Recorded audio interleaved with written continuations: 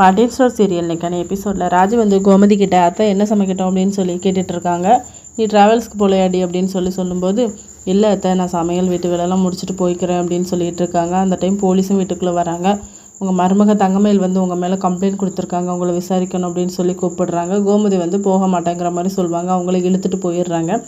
இன்னொரு பக்கம் பாண்டியன் ஸ்டோர் கடைக்கு போய் அங்கே போய் அவங்களையும் நீங்கள் உங்களை விசாரிக்கணும் அப்படின்னு சொல்லிட்டு கடையெல்லாம் க்ளோஸ் பண்ண வச்சுட்டு அவங்களையும் கூட்டிகிட்டு போயிடுறாங்க. ஸ்டேஷனுக்கு வந்து பார்த்தா கோமதிலாம் பாண்டியனை பிடிச்சி அலறாங்க.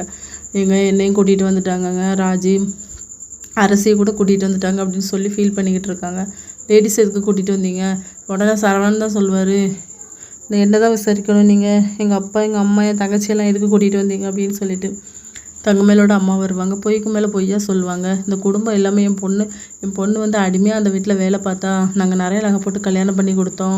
ஆனால் இவங்க வந்து என் பொண்ணை வந்து ஒழுங்காக வாழவே வைக்கலை, அவள் சந்தோஷமாகவே அந்த வீட்டில் வாழலை, அவளை வந்து கொடுமை பண்ணுறாங்க, பணம் கேட்டுவா நகை வாங்கிட்டுவா அப்படின்னு சொல்லிட்டு அதே மாதிரி பொய்யா சொல்லிக்கிட்டு இருக்காங்க. இதோட இன்றைக்கான எபிசோட் முடியுது.